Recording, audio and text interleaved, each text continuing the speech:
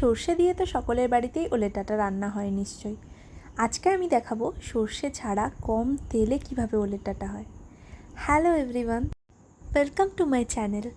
এই যে 2 চামচ মতো সর্ষের তেল দিয়ে তেল গরম হতেই তাতে কালো জিরে, পেঁয়াজ, রসুন, টমেটো আর কাঁঠালের যে বীজগুলো কেটে রাখা ছিল সেগুলোও দিয়ে দিতে হবে। ও আর 4-5টা কাঁচা লঙ্কা দিতেও ভুলবেন না। তারপরে সেটাকে নাড়িয়ে নিন ভালো করে। এই রকম খানিকটা দেখতে হয়ে গেলে ওলের ডাঁটাগুলো দিয়ে দেবেন। ওলের ডাঁটা কাটা কিন্তু আমি ভিডিওর ফার্স্টে দেখিয়ে দিয়েছিলাম, দেখেননি? আর একবার দেখে আসুন।